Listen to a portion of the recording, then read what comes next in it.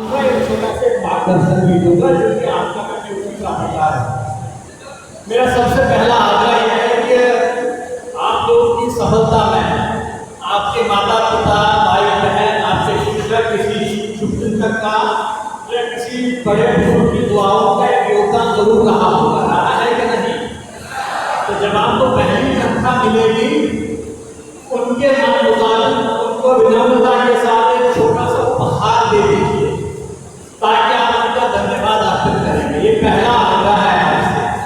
दूसरा आग्रह है कि आप जैसे बिहार में बहुत से अभ्यर्थी हैं जो शायद पढ़ाई में, प्रतिभा में, मेहनत में आपसे अच्छे हैं, लेकिन आज वो आपके साथ नहीं बैठे हैं क्योंकि उनको साधन या संसाधनों की कमी है, जिस कारण इस परीक्षा में नहीं बैठ पाए।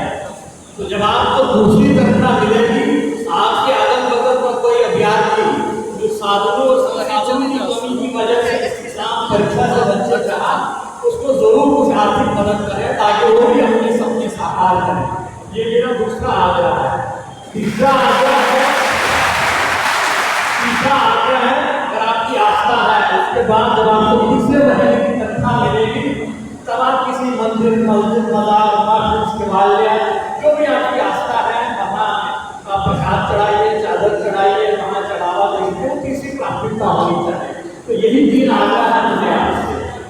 पर आपको मैं एक छोटा सा काम दे रहा हूँ। काम बड़ा साधारण सा है। आप लोगों को किसी को इस एग्जाम में पास करने के लिए तो पैसा लगा नहीं लगा ना।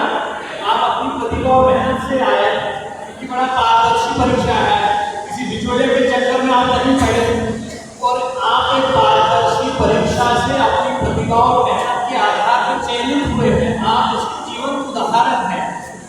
अब आपका काम यही है कि आप भूत बनकर जाएंगे। आपके साथ जो अलग अलग अभ्यर्थी पुनः परीक्षा लिखना होगा, आपका कोई रिश्तेदार या दोस्त है जो अगली बार इस परीक्षा में सम्मिलित होगा, आपको उनको जरूर बताना है किसी बिचौलिया के चक्कर में मत पड़िए।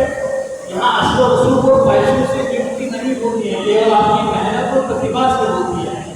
ये आपको मैं काम देता हूँ कि आपको राज्य सरकार का दूत बन के जाना है, क्योंकि राज्य सरकार का संकल्प है कि जो भी चयन बिहार में होगा, चाहे किसी भी कॉम्पिटेटिव एग्जाम में, उसमें केवल मेरिट और मेहनत के आधार पर चयन होगा।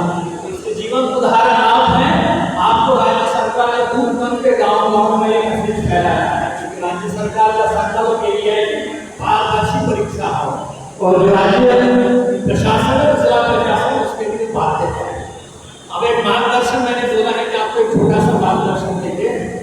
आप लोगों को अभी तक कितनी बार पुलिस ने डांटा है या आप लोग पुलिस ने आपको गाली दी है या आपको पुलिस पे हुआ होगा ना, बहुत बार हुआ है कि नहीं? एक जरा बता दीजिए, आप बताइए। कभी नहीं देखा किसी को पुलिस वाले ने डांटा है ना?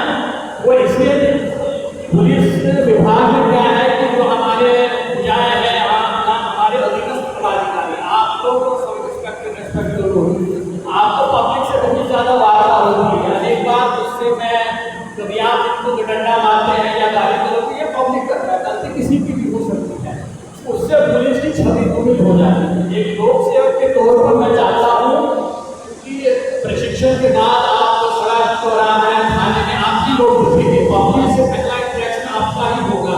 मैं चाहता हूँ कि आप पब्लिक से सब बहुत ही कुशल व्यवहार करें, जिससे पुलिस की छवि अच्छी हो जाए।